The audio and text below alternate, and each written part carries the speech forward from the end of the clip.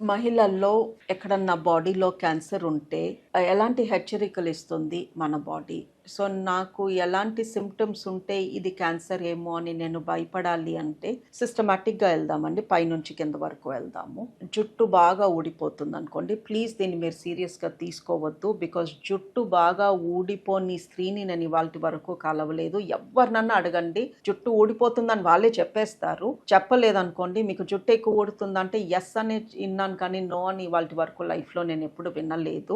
So, జుట్టు ఊడిపోతుంది అనగానే నాకు క్యాన్సర్ వచ్చేసింది అని మీరు అనుకోవద్దు. బట్ ఎప్పటికన్నా కూడా చాలా ఎక్కువగా జుట్టు ఊడిపోతుంది. దాంతో పాటు చర్మం పైన నల్ల నల్లటి మచ్చలు లేదా చర్మం పైన ఎండిపోయినట్టు అక్కడక్కడ స్కిన్ ప్యాచెస్ కనిపిస్తున్నాయి అనుకోండి, ఒక్కొక్కసారి మీకు ఆలోచన రావాలి, ఎందుకు, why might this be the cause? అలాంటప్పుడు మీరు ఒక బాడీ హెల్త్ చెకప్కి వెళ్తే మంచిది. చూస్తాం ఇలా మొహం పైన నల్లటి చారికలు లేదా చేతుల పైన, కాళ్ళ పైన, పొట్ట పైన నల్ల నల్లగా ఒక రూపాయి బిల్లంతా స్కిన్ చేంజెస్ ఒక్కొక్కసారి క్యాన్సర్ పేషెంట్స్లో చూస్తాము. అలాగే విపరీతంగా జుట్టు ఊడిపోతున్న, గోర్లు రంగు మారుతున్న, గోర్ల టెక్స్చర్ మారుతున్న, బాడీలో ఏదో అనారోగ్యం ఉందని అర్థము. Second, weight loss. Weight gain అవ్వడం చాలా ఈజీ, వెయిట్ లాస్ అవ్వడం చాలా కష్టము. అండ్ మనం ప్రయత్నిస్తే తప్ప యూజువలీ వెయిట్ లాస్ అవ్వదు. సో మనకి తెలియకుండానే మనలో బరువు తగ్గిపోతుంది. ఎస్పెషలీ ఒక 10% వరకు తగ్గిపోతున్నాము అనుకోండి, then you have to think that బాడీలో ఏదో అనారోగ్యం ఉంది, దాని మూలంగా వెయిట్ లాస్ అవుతుంది అని. అండ్ 3, మీకు మింగడంలో కష్టంగా ఉంది. ఇంతకుముందు బాగానే ఈజీగా మింగేవాళ్ళము. యూజువలీ పెరుగన్నము అలాంటివి అస్సలు మింగడంలో ఎవరికి కష్టం ఉండదు. బట్ అలాంటి సింపుల్ ఫుడ్ కూడా మింగుతున్నప్పుడు కష్టంగా ఉంది అంటే అది కూడా క్యాన్సర్ లక్షణము. అది రక్తహీనత లక్షణం కూడా. దాంతోపాటు నీరసం, విపరీతంగా నీరసంగా ఉంటుంది అనుకోండి, విటమిన్ డి, B12 ఇవి చెక్ చేయించుకున్నారు, కొంచెం ఫుడ్ బాగా తీసుకుంటున్నారు, నీరసంగా ఉంది అని, అయినా నీరసం తగ్గట్లేదు అంటే ఇది కూడా ఎనీమియా లక్షణము, బ్లడ్ క్యాన్సర్ లక్షణము. సో నీరసం even in children, especially children usually నీరసంగా ఉంది అని అన్నారు. బట్ ఒక చైల్డ్ నాకు నీరసంగా ఉంది, నేను ఆడుకోవడానికి వెళ్ళను, కొంచెంసేపు పడుకుంటాను అంటే అది రొటీన్ జ్వరము, దగ్గు, జలుబు అయి ఉండొచ్చు. బట్ రిపీటెడ్గా ఒక చైల్డ్ అలా అంటున్నాడు అనుకోండి, then you have to take it seriously. And next symptom, రొమ్ములో మార్పులు. ఎప్పుడూ లేనిది రొమ్ము గట్టిగా ఉంది, ఎప్పుడూ లేనిది రొమ్ము పైన చర్మం మందంగా అయ్యింది, ఎప్పుడూ లేనిది నిప్పులు లోపలికి వెళ్ళింది, ఆ రొమ్ములో గట్టిగా ఏదో తగులుతుంది, ఇది క్యాన్సర్ లక్షణము.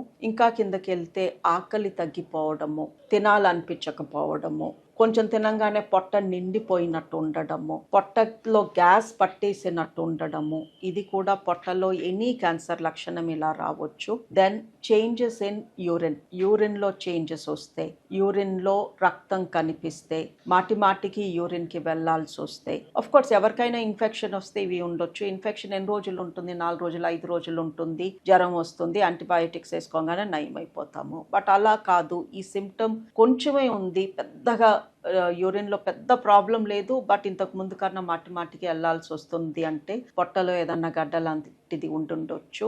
అగైన్ మోషన్లో కూడా తేడాలు వస్తే, ఎక్కువ సార్లు వెళ్లాల్సి రావడము, తినంగానే వెళ్లాల్సి రావడము, మోషన్లో బంకలాగా పడటము, మోషన్లో రక్తం కనిపించడము, మోషన్ బ్రౌన్ కలర్లో రావటము, ఇవి కూడా క్యాన్సర్ లక్షణాలే. దీంతో పాటు టైర్డ్నెస్, ఇందాక డిస్కస్ చేసాము, కాళ్ళ నొప్పులు, నడుం నొప్పి, ఎప్పుడూ లేనిది నడుం బాగా గుంజుతుంది. ఈ సిమ్టమ్ నేను సర్విక్స్ క్యాన్సర్ పేషెంట్స్లో చూస్తాను. వాళ్ళకు ఒక్కొక్కసారి బ్లీడింగ్, వైట్ డిశ్చార్జ్ ఇలాంటి ఏమీ ఉండవు, బట్ నడుం నొప్పి ఉంటుంది, విపరీతమైన లో బ్యాక్ ఏక్ ఉంటుంది. 2-3 నెలలు ఉన్నాక వాళ్ళు ఆర్థోపెడిక్స్ చుట్టూ తిరిగాక అప్పుడు వాళ్ళకి బ్లీడింగ్ స్టార్ట్ అవుతుంది. సో బ్లీడింగ్ స్టార్ట్ అయినప్పుడు మా దగ్గరకు వచ్చినప్పుడు మాకు గర్భసంచి కింద గడ్డ తగులుతుంది. బట్ వాళ్ళు చెప్తారు, మేడం ఇదంతా నాకు ఈ బ్లీడింగ్ అవ్వక ముందు 3 నెలల నుంచి బాగా నడుములు గుంజినాయి అని. సో నడుములు గుంజని స్త్రీ అగైన్ నాకు కనిపించలేదు. ఎవరినన్నా అడగండి, మీకు నడుము నొప్పి ఉందంటే ఎస్ అని అంటారు. బట్ ఆ నడుము నొప్పి విపరీతంగా ఉండి, ఇంతకు ముందు కన్నా ఎక్కువగా ఉండి అది తగ్గట్లేదు అంటే అది కూడా క్యాన్సర్ లక్షణం